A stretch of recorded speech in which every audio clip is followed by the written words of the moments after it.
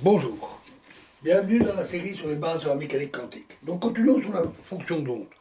Le nombre d'états de position étant non dénombrable, infini non dénombrable, la relation qu'on a vue sur la fonction d'onde doit changer en réalité.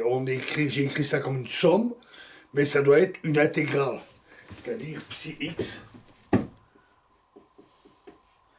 est égal à l'intégrale de psi x dx.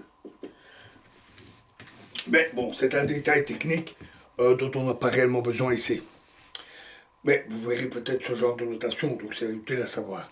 Donc lorsqu'on parle de fonction d'onde, on privilégie habituellement la base position, qui est très pratique.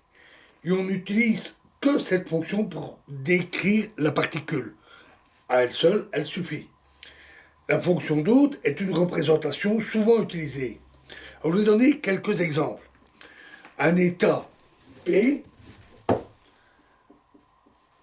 correspond à une longueur d'onde précise, donc à une forme comme ceci.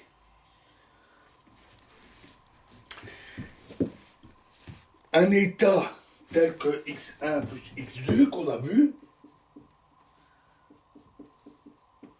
a une forme comme ceci avec deux pics en x1 et x2. Un paquet d'ondes, on a déjà vu aussi, c'est typiquement comme ceci.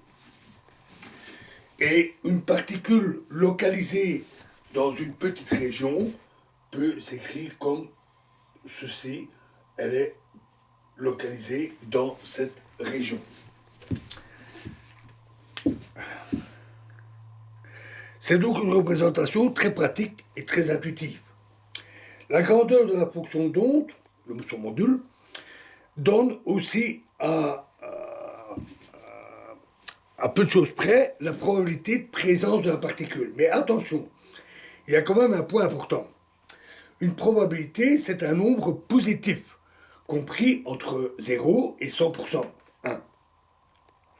Tandis qu'une amplitude a une grandeur et une phase en chaque point, parce que c'est un nombre complexe.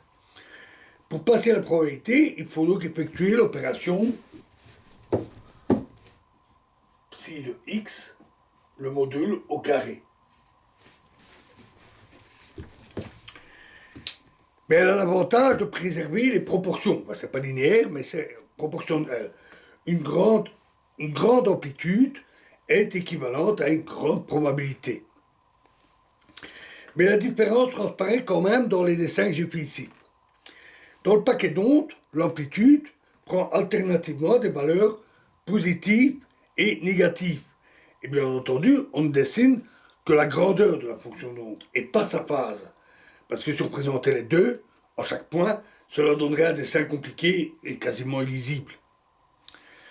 Si l'on trace la fonction de probabilité, si on peut dire, correspondant au paquet d'ondes, on obtiendra quelque chose comme ceci.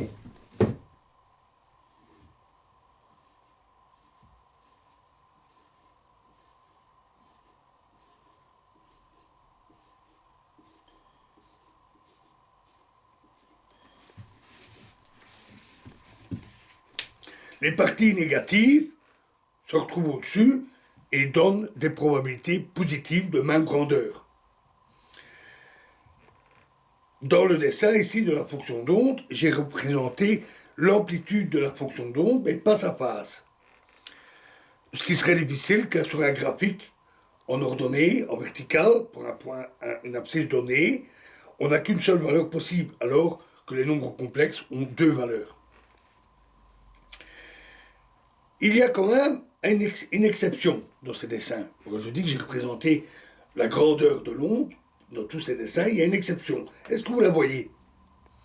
C'est dans la représentation de l'état d'impulsion précise, P. J'ai dessiné une fonction oscillante pour montrer la variation de la phase, alors qu'en fait la grandeur de la fonction est constante. C'est la phase que j'ai dessinée ici. pas l'amplitude, pas la grandeur de l'onde. Mais tracer la grandeur de l'onde, ici, ça aurait été une simple ligne constante, une ligne horizontale. Ça n'aurait pas été très parlant. D'où ce choix. Et donc, il faut toujours bien faire attention de savoir ce qui est dessiné. Une fonction d'onde est donc un peu plus générale qu'une onde classique. En effet, dans une onde classique, il suffit de tracer la grandeur de l'onde en chaque point. Par exemple, si ceci représentait une vague, et alors on peut y lire la phase, c'est simplement le décalage par rapport à une position de référence.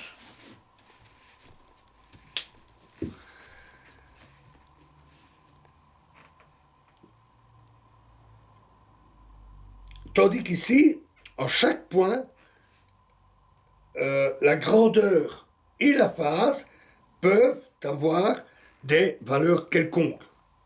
La fonction d'onde est donc un peu plus qu'une onde classique. Et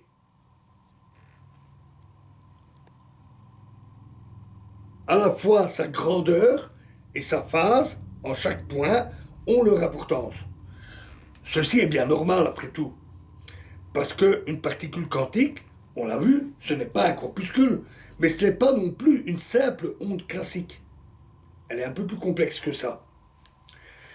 Si elle avait été exactement comme une onde classique, la théorie ondulatoire classique existait et il n'aurait pas été nécessaire de développer une théorie pour la décrire. C'est donc un peu plus compliqué qu'une onde classique. Voilà, et dans la prochaine vidéo, nous reviendrons sur les interférences que nous analyserons avec nos nouveaux outils. Je vous remercie.